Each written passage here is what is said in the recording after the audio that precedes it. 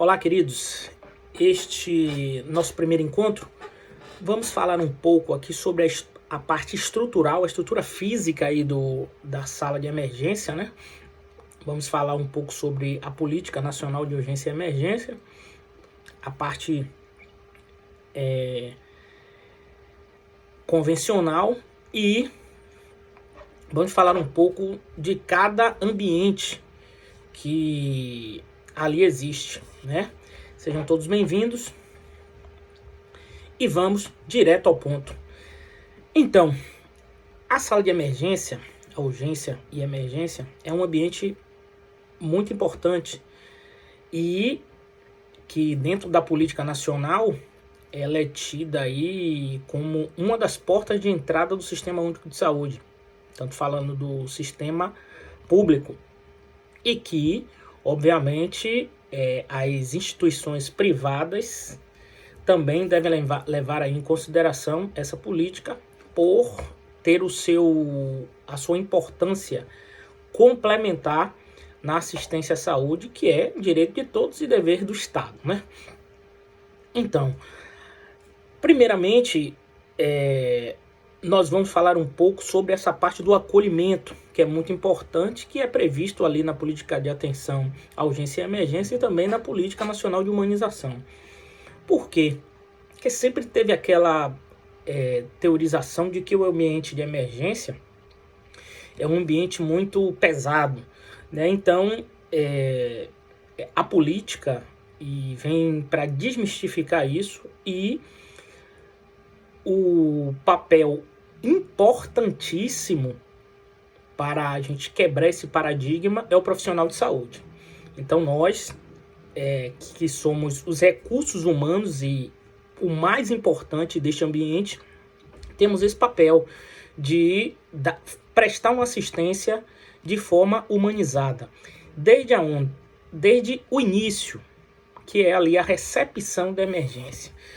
Na recepção, o paciente ele precisa ter um momento acolhedor, desde ali os recepcionistas e a pessoa que é responsável em fazer o cadastro, né, e fazer a ficha desse paciente. As unidades de emergências hoje, depois dessas políticas inovadoras do Sistema Único de Saúde, existe um ambiente que é de suma importância e que veio justamente para desafogar, veio para organizar o fluxo do paciente. E esse ambiente que eu vos falo é a classificação de risco, que antigamente era falado aí com o nome de triagem, né? Vocês devem conhecer com esse nome. Só que ao longo do tempo percebeu que era necessário que todas as unidades de emergência tivessem essa classificação de risco. Para nada mais, nada menos, eu consegui colocar em prática um princípio do SUS, que é a equidade, muito importante esse princípio, que é dar mais a quem mais precisa. Tratar os desiguais de maneira desiguais. Ou seja, se um paciente chega com característica de um infarto agudo do miocárdio, dor no peito, sudorese, essa dor característica irradiando para membro, para as costas, né, muito dispneico, esse paciente vai ter prioridade, né, obviamente, de acordo com a classificação de risco, de um paciente que chega lúcido, orientado e está apenas com uma dor abdominal ou uma dor de cabeça leve, né? Isso é justamente para eu, de forma hierárquica, conseguir dar mais a esse paciente que é mais vulnerável. Então, a classificação de risco é um ambiente que hoje tem nas emergências justamente para isso. Ali não é um diagnóstico prévio, é muito importante que vocês saibam disso.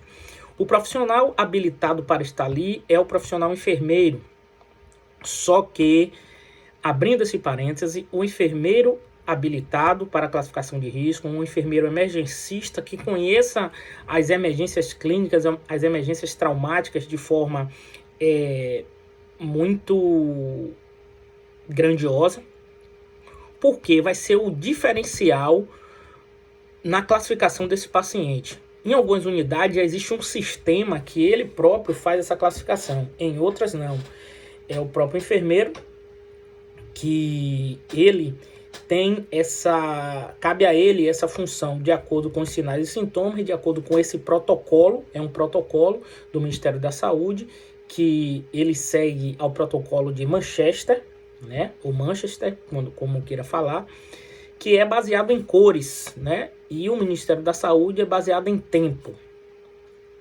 Então o enfermeiro qualificado, ele vai primeiramente atender esse paciente após passar pela recepção e fazer a ficha, chamá-lo e naquele momento inicial, uma coisa super importante é verificar os sinais vitais e ouvir. Esse é o momento da escuta. Uma escuta qualificada, ouvir o paciente, se assim ele chegar lúcido e orientado.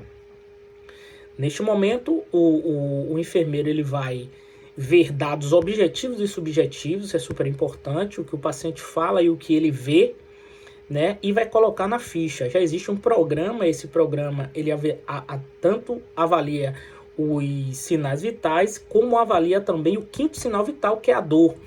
Então é super importante na unidade de emergência, porque a gente está lidando com um paciente que agudizado, né? Uma dor que de maneira súbita, e ele procurou a unidade de emergência por conta disso. Então, naquele momento da classificação de risco, a gente pega os dados do paciente, os dados vitais, e analisa também todo ele de forma holística, né? O ser humano hoje ele é visto dessa forma, não só a ausência de doença, mas analisar o biopsicológico, fatores e determinantes sociais de saúde, como alimentação, nutrição, trabalho, emprego, renda, economia, tudo isso é muito importante para a saúde, porque sabemos que se a mente está doente, o corpo adoece juntamente. Então, assim, a partir dali, o enfermeiro vai direcionar, né? Obviamente, a nossa primeira abordagem que nós vamos ver ainda hoje são as emergências clínicas, né? Se for um paciente clínico, obviamente, visto a necessidade, esse paciente vai direto para as salas, né? Quem vai fazer esse direcionamento é o enfermeiro através do sistema de cores. Se for um paciente verde, exemplo, esse paciente vai ser colocado uma pulseira verde e vai direcionar ele para o setor da emergência com os pacientes verdes, que são aqueles pacientes que não são urgência, né? Não são urgentes. Se o paciente for amarelo, a gente vai direcionar ele vai colocar a pulseira amarela e vai direcionar ele para o setor da emergência com os pacientes amarelo, que é caracterizado por uma urgência clínica, ou urgência médica, ou urgência traumática. Se o paciente for um paciente vermelho, esse paciente vai ser direcionado logo para a sala vermelha. Geralmente esses pacientes chegam inconscientes ou chegam conscientes, mas com alterações hemodinâmicas, como eu falei para vocês. O que é isso? Alterações na pressão, saturação, frequência cardíaca, frequência respiratória, e o quinto sinal vital, alterações de dor, né?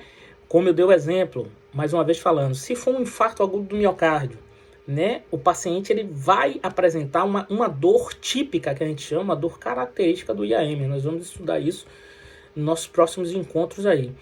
E essa dor típica, dentro do protocolo, o infarto agudo do miocárdio é caracterizado por uma emergência médica. Então esse paciente vai para a sala vermelha, e quando nós estudarmos nós vamos ver que o protocolo pede um eletrocardiograma em 10 minutos, né? Justamente para eu ter isso aí, a gente fala na linha de cuidado. Hoje nas emergências modernas e acreditadas nós vamos ver sempre falar sobre isso. Linha de cuidado para tal patologia. É uma linha de cuidado para síndrome coronariana, que é o que eu acabei de falar aqui. Uma angina pectoris, que é aquela dor no peito, né, característica, ou uma dor típica de infarto agudo do miocárdio, esse paciente tem que ser direcionado para a sala específica. Se for um paciente amarelo, que é aquele paciente que que pode apresentar uma dor de leve a moderada e que tem alterações hemodinâmicas também, mas que ele pode aguardar, né? Deixar bem claro que a emergência, o paciente ele corre risco de vida, né? Então, naquele momento da abordagem, o enfermeiro ele tem que ter discernimento para poder fazer essa classificação de forma correta, porque em um dado momento, se isso não for feito, esse paciente pode ser classificado de forma errônea e complicar na sala verde ou na sala amarela. Isso, gente, pode acontecer. Ou o paciente pode chegar na unidade verde e agravar, entende? Então, a todo momento, se eu tiver uma emergência lotada com fluxo muito grande, a todo momento eu tenho que reavaliar esse paciente na unidade de emergência, né? Então, abrindo logo esse parêntese aqui, eu quero dizer a vocês que esse termo é muito importante a gente saber, porque é muito confundido aí pelas pessoas, né? Então, uma emergência médica é aquele paciente que ele corre risco dentro da classificação de Manchester, a gente classifica ele com a cor vermelha. Então, emergência sempre será vermelho. Urgência é aquele caso que não corre risco de morte. Então, o que é que acontece? Esse paciente ele vai ser classificado como amarelo. E o verde são aqueles pacientes que é não urgente, né? Então, não urgente, urgente e emergência. Ainda o protocolo traz uma cor azul, que é o tratamento ambulatorial. Não é para esse paciente estar na unidade de emergência, e sim na unidade básica, que de acordo com o protocolo, de acordo com o Sistema Único de Saúde, ela bem organizada e estruturada, ela tem condições de resolver aí 80% dos problemas da população. Sendo assim, dentro dessa política, ela estabelece que essa estrutura ela precisa ser montada. Então, a recepção, o acolhimento com classificação de risco, né? Eu preciso ter uma sala vermelha, que a gente chama a sala de PCR, dependendo da estrutura organizacional da unidade que você vá. Eu posso ter uma sala vermelha com 2 leitos, com 3 leitos, com 4 leitos, com 5 leitos. Isso vai depender muito, gente, da unidade onde a gente vai estar, né? Uma unidade de média complexidade, uma unidade de alta complexidade, mas eu preciso ter essa sala vermelha. A sala amarela, que são os pacientes amarelos, ou o paciente que foi vermelho, que teve uma melhora, que a gente pode, em algumas unidades, vocês vão encontrar com o nome de estabilização. Esse paciente está ali para se estabilizar, né? O paciente, mas ele pode dar entrada na emergência diretamente também para essa sala amarela, né? Isso, para a sala amarela. Dentro da sala verde, que são os pacientes não urgentes, é importante vocês entenderem esse fluxo. Esse fluxo é super importante para a gente entender. Na sala verde, são aqueles locais onde tem as poltronas, né? Teoricamente, o paciente chega andando, né? Chega deambulando, chega lúcido, orientado, e o enfermeiro vai encaminhar ele para aquelas poltronas, ou antes ou após o atendimento médico. Os pacientes amarelos podem ter poltrona, pode ter também, mas a gente já precisa ter um leito ali, né? Se o paciente, por exemplo, saiu da sala vermelha para a sala amarela, então eu preciso um leito de estabilização, eu preciso estabilizar esse paciente em um leito, né? Porque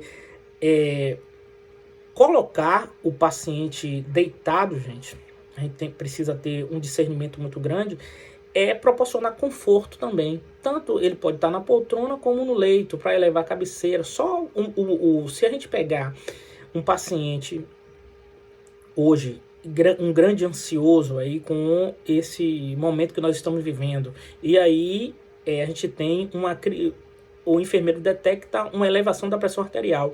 Uma crise hipertensiva que a gente chama de pseudocrise, temática da próxima aula. Essa pseudocrise, ela não requer, dentro da literatura, um tratamento medicamentoso com antihipertensivo, e sim com um ansiolítico para acalmar. Então, só colocar esse paciente no leito já vai trazer observe o termo acolhimento, já vai acolher o paciente, já vou trazer uma tranquilidade maior para esse paciente. E o ambiente externo é super importante para esses níveis pressóricos aí, que nós temos aí os elementos que podem alterar a pressão arterial, que é o tema do nosso próximo encontro. E o ambiente é um desses elementos, né? A gente pode falar da temperatura, né?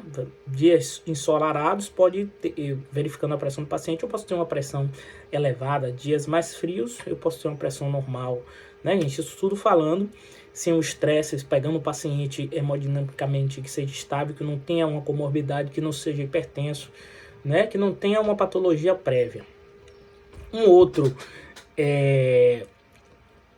outro local que é super importante na unidade de emergência, né? Falamos dos 3 setores aqui, é uma farmácia.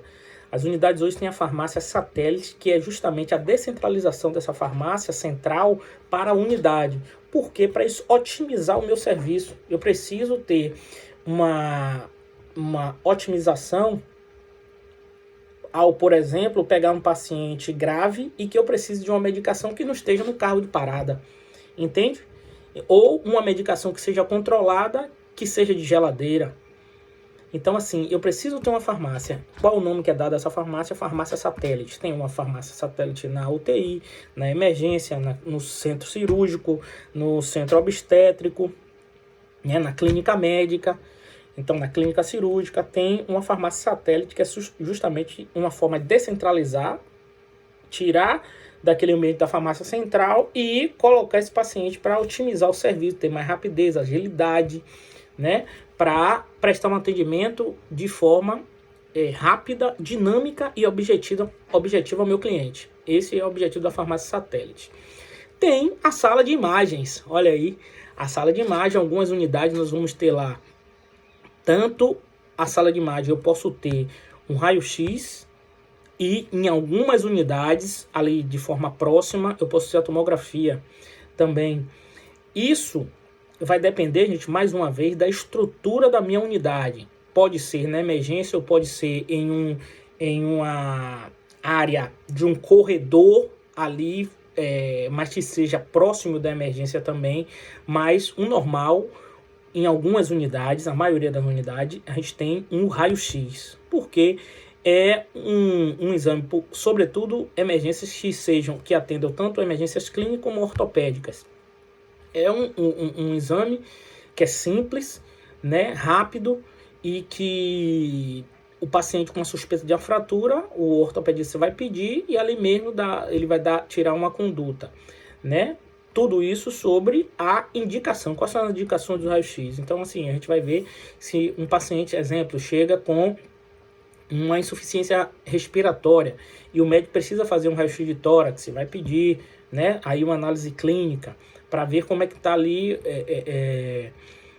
a parte tanto do coração, né, que a gente consegue ver essa estrutura lá, apesar do raio-x ser direcionado para osso, mas a gente consegue ver dentro do raio-x de tórax, por isso que é muito importante nas emergências respiratórias, nós vamos ver isso. E o médico vai solicitar esse raio-x também.